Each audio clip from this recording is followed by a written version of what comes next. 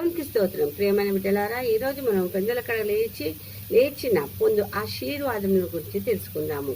మొదటిగా పరమగీతంలో 7:12 శూలమతి అన్నది, పెందల కడ లేచి ద్రాక్షావనములకు పోదము, మరియు అక్కడ నా ప్రేమ సూచనలను చూపెదను.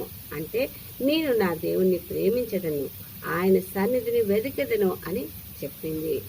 అనగా పెందల కడ లేచి ఆయన సన్నిధి మొదట వెతుకటలోనున్న ఆనందమును సంతోషమును తెలియజెప్పింది. కాబట్టి అదే విధముగా మనము మొదటిగా ఆయన సన్నిధిని వెతికి ఆనంద సంతోషములను కలిగి జీవిద్దాము.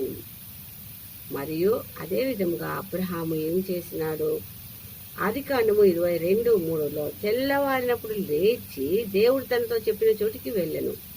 దేవుని కార్యములు చేయటంలో ముందున్నాడు. దేవుని ఆశీర్వాదమును చూడాలని అంటే ఆయన చేయమన్న పనిని చేయాలి. అదే విధముగా ఆదికాండము 28:18 నీ సంతానాన్ని దీవిస్తానని అన్నాడు ప్రభువు. ఒకప్పుడు వ్యతిరేకతను కలిగినను, ఎన్నో ఆటంకములు వచ్చినను ప్రభువు మాటను వినినందున దేవుని సహాయము దొరికింది, ఆశీర్వదింపబడ్డాడు. అదేవిధంగా ఆయనకు లోబడ్డ వారమై అంటే విజయలమై వేటికి భయపడక ఆయన కార్యములను చేయుటకు ముందుగా నిలబడి ఆయన కొరకై స్థిరంగా నిలబడి ఆశీర్వాదములను పొందుకుందాము. మూడవదిగా లూకాసు వార్త 21:38 యేసు ప్రభువు దగ్గరికి జనులు పెందల కడ వచ్చుచుండిరి. అంటే ప్రభువు పెందల కడ లేచి పరలోకమును గురించి చెప్పేవారు. అవి విని వారు ముందుకు నడిచేవారు. అంటే ఆయన మాటలను వినిన వారమై, ఆయన త్రోవలో నడిచిన వారమై, ఆయన కాపుదల సహాయమును తోడును పొందుకొని స్థిరమైన, సురక్షితమైన, ఉన్నతమైన స్థానములను పొందుకొని ఆయనకు మహిమకరంగా జీవించగలుగుతాము. ఆ విధంగా దేవుడు మనల్ని నడిపించుగాక. మరియు నాలుగవదిగా మార్కు సువార్త 16:2 పెందల కడ లేచి బయలుదేరి సూర్యోదయమైనప్పుడు సమాధి వద్దకు వచ్చారు.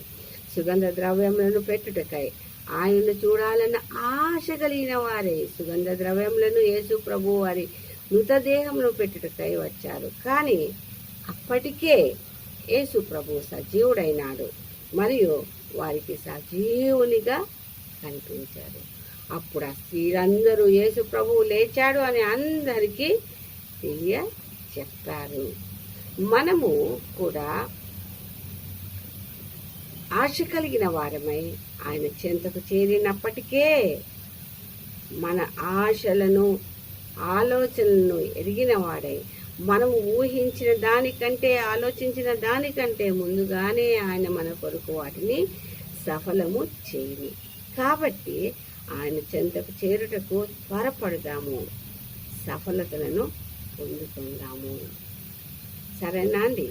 ఈ విధంగా దేవుడు మనల్ని నడిపించుకున్నాక ఆయన పరిశుద్ధాత్మ తోడు సహాయం ద్వారా మనం పెందల కడ లేచి ఆశీర్వాదములను పొందుకునేందుకు దేవుని సహాయంను కోరుదాము. దేవుడి కొద్ది వాక్యం దీవించును కాక. ఆమేన్, ఆమేన్, ఆమేన్.